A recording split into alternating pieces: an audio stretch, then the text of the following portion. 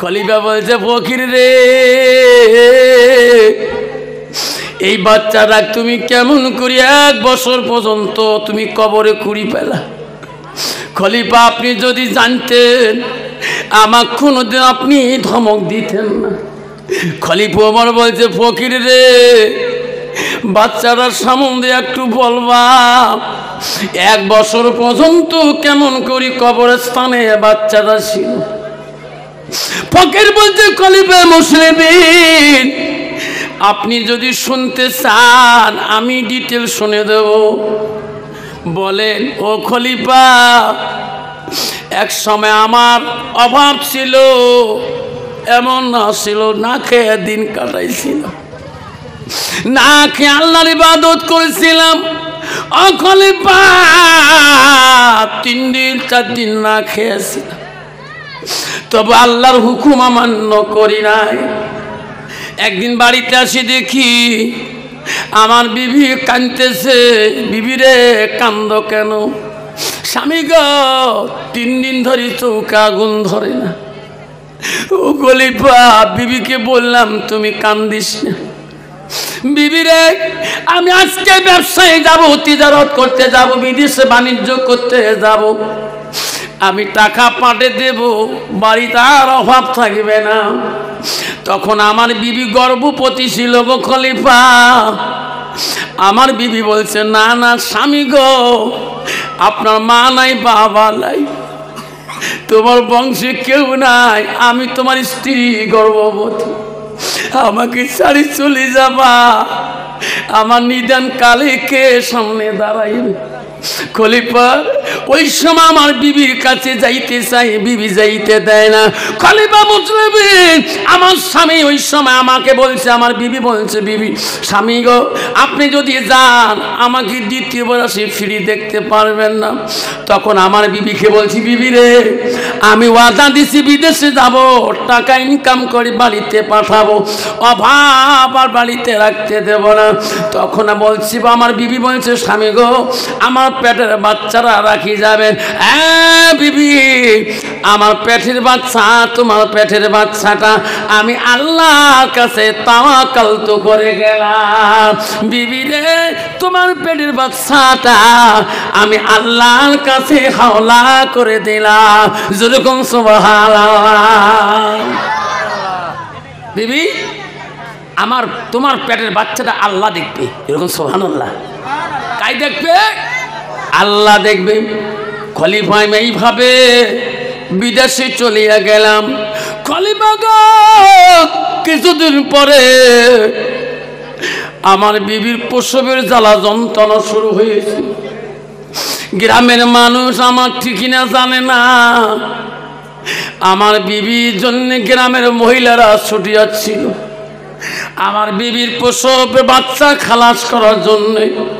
আব্বারে, মেয়েদের মধ্যে একটা গুণ আছে বাপ, কোনো মেয়ে যদি প্রসবের জ্বালা যন্ত্রণা কোনো বাড়িতে করে, গ্রামের সব মহিলারা এসে আল্লাহ আল্লাহ করি কান্দে, আল্লাহ আল্লাহ তুমি আমার বোনটাকে নরমালে বাচ্চাটা দে। যেরকম ঠিক না ঠিক?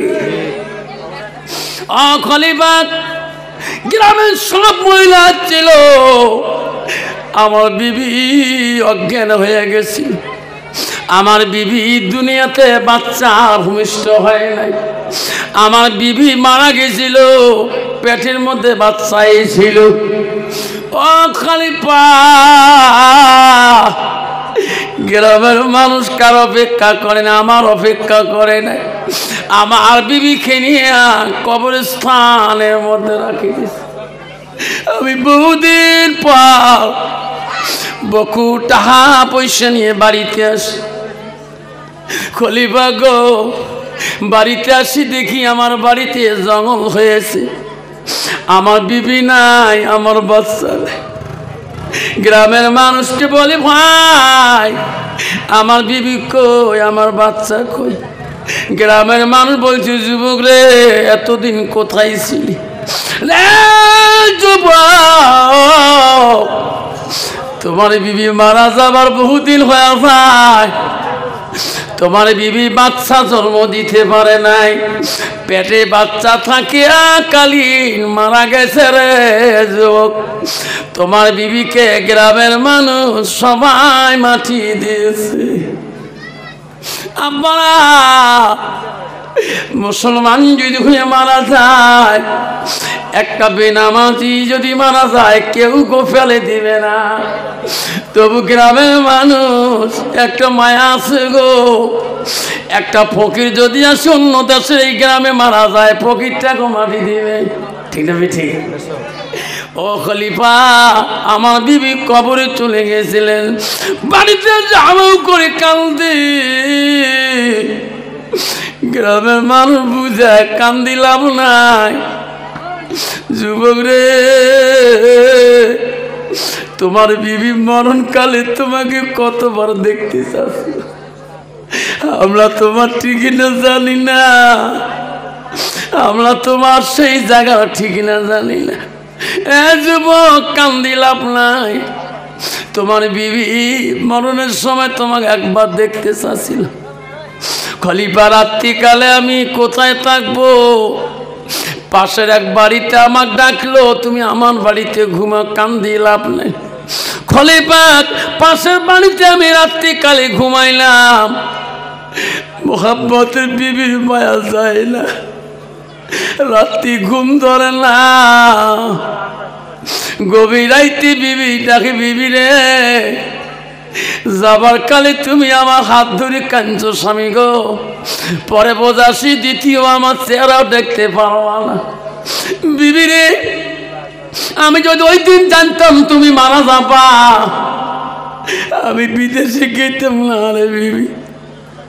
খলিফা, গভীর রাতে আমি বিবির কথা গুণ নিয়ে কান্দি, রাত্রি ঘুম ধরে না।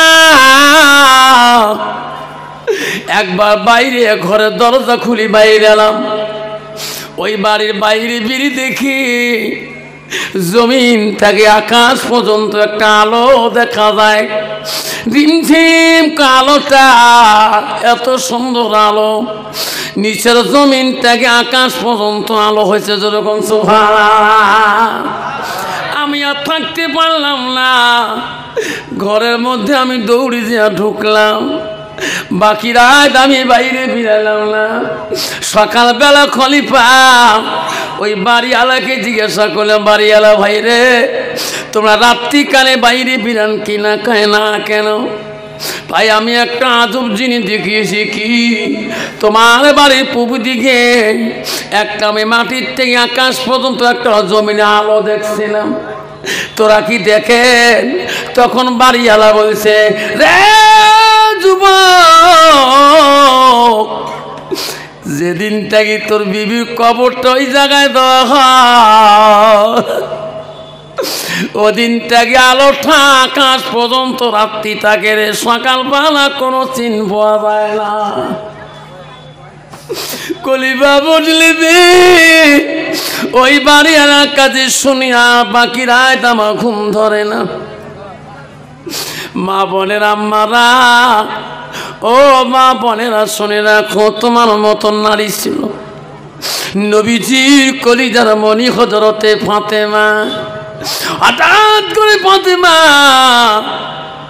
মন মারিয়াছে গো, হাসান হোসেন দুই ভাইকে ডাক মারে, বাবা আমার কাছে দোনো ভাই এসো। হাসান হোসেন দোনো ভাই ফাতেমার কাছে গেলেন। আম্মা কি বলতে চান? বাবা রে, মাথা সুত্তা গাল মুখ সুত্তে ফাতেমা। হাসান হোসেন বলে, মা আজকে আমার দুই ভাইকে এত আদর করিস কেন মা? কইছে, বাবা জানো না, তোমার নানাজি কবরে চলে গেছে, আমাকে ডাকতেছে। বাবা আমি কবরে চলে যাব, আমি গেলে তোমাকে যত্ন করবে। দোনো ভাই এসো, দোনো ভাইকে আমি গোসল করে দেই। হাসান হোসেন দোনো ভাইকে গোসল করে দেয়। এত সুন্দর গোসল দোনো ভাই কান্দি বলে, মা আমার দোনো ভাইকে গোসল দিতে কেন মা কান্দিস? কইছে বেটারে আজকে শেষ গোসল দিয়ে যায়। তোমার নানা কালকে আমার স্বপ্নে দেখা হয়েছে রে বেটা, আমি যদি কবরে যাই আর কে তোমাকে গোসল করে দিবে? দোনো ভাইকে এত সুন্দর গোসল করে দিলেন। আচারুদ্দিন কান্দে রে, দুই চোখের বাড়ি বেড়ে কান্দে। মা কেন আজকে মরণের কথা বলে? হযরতে আলী বাড়ি আসলেন, দোনো ভাই দৌড়ি দিয়া আলীর কবর ধরল। আব্বা, আমার মার ভাষণ কেন আজকে পল্টে গিয়েছে? কে বাবা?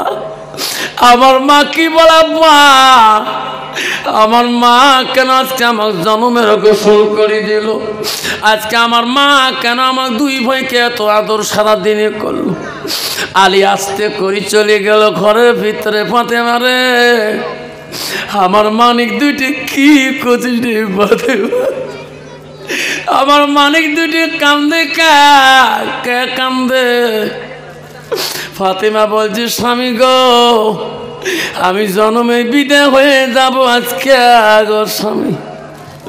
আমার সোনা দুইটির কাছে জন্মের গোসল দিয়েছি, আমি জন্মে আদর করে দিয়েছি গো স্বামী। আজকে রাতে যদি কবরে যায়, কালকে কে গো আদর করবে? কে গো গোসল দেয়? আলী, আলী রে আলী, আমি আজকে যদি মারা যাই, আমার দিনের মধ্যে মাটি দিবা না? আলী বলছে, কেন ফাতেমা তোকে দিনে মাটি দেব না? ফাতেমা বলছে, আরো স্বামী গো, আমাকে রাত্রিকালে মাটি দিবেন। আলী বলছে, কে ফাতেমা? মক্কা মদিনার মানুষকে তো মাটি দেবে না। মা বোনেরা শুনি রাখো। মা ফাতেমা কি বলছে? আলী রে, দুনিয়ার মধ্যে যতটুকু পর্দায় ছিলাম, কোনো মানুষ আমার চেহারাটাও দেখতে পারে নাই। আলী, আমি মারা গেলে বিদিন নাসরা কাফের বেঈমানরা আমার রূপ চেহারা দেখার জন্য কত চেষ্টা করেছে, কেউ দেখতে পারে নাই।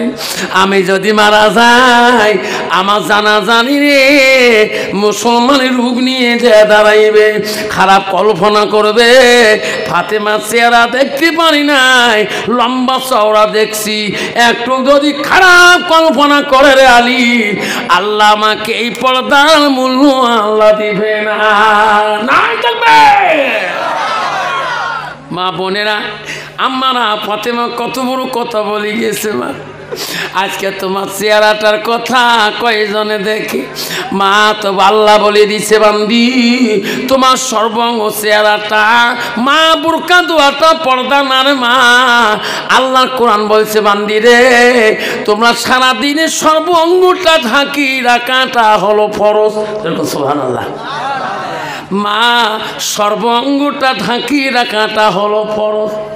মারে বুরকা দোয়াটা ফরজ না, সর্বাঙ্গ মহিলাটা আনা ঢাকি রাখাটা ফরজ।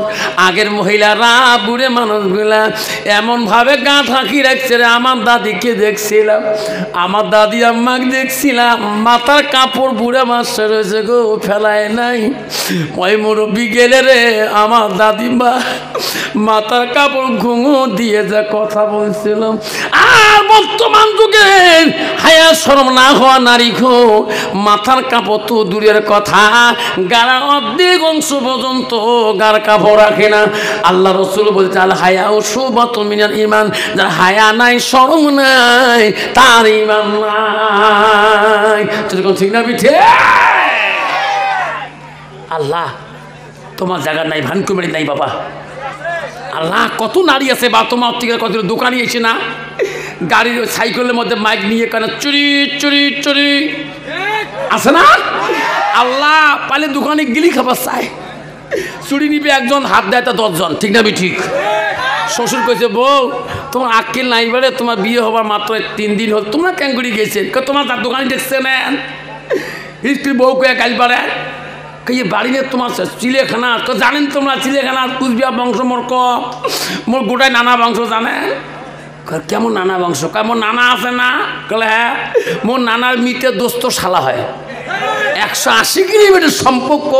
ওই দোকানের কাছে দেখা, ভাই তোর দোকানে কি কি নেবো? কয় ভাই, কয়েছে ভাবি মোর দোকানে তো কম দামের জিনিস বেচাং না, কে মোর দোকান খালি চুড়ি বেচা, খা দামি কোম্পানি। কয় কোন কোন কোম্পানি?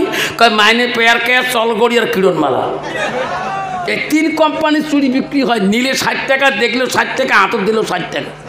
তো কইছে ভাই মোর বিয়ের দিন সব জিনিস দিছে, কিন্তু মোক চুড়ি ধরি দেয়নি। ভাই সবাই আসবে না, সে ভানকি মারিল, মোর চুড়ি নাই, চুড়ি দিত। কইছে ভাবি 60 টাকা বাইর কর, তার চুড়ি হাত দেন।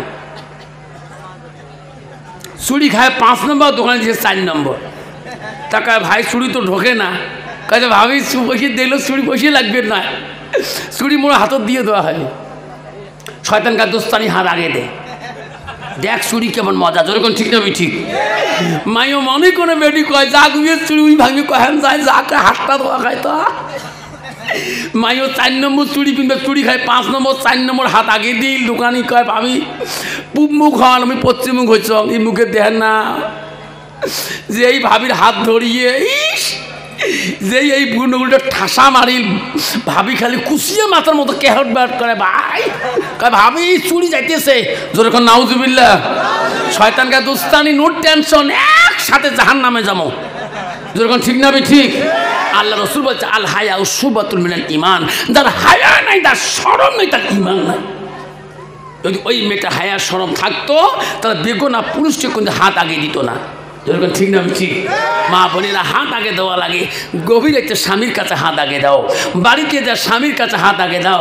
অলংকার কিনছো, স্বামীর হাতে দাও। স্বামী গো আপনি বাড়িতে আমি অলংকার কিনছি গো স্বামী, তোমার হাত দিয়ে আমি চুড়ি ধর পিনতে চাই। আল্লাহ রসুল বলছে কোনো নারী যদি স্বামীর হাতে অলংকার পিনিয়ে নেয়, স্বামীর হাত যতবার লাগবে স্ত্রীর গার মধ্যে, কালে কিয়ামত ময়দানে জাহান্নামের আগুন মধ্যে স্পষ্ট করতে পারবে না। যেরকম সুবহানাল্লাহ। বর্তমান যুগের নারী সেটি কালে ভালে স্ত্রী বলা শরত বলার না তো গাওয়া, ঠিক না ঠিক।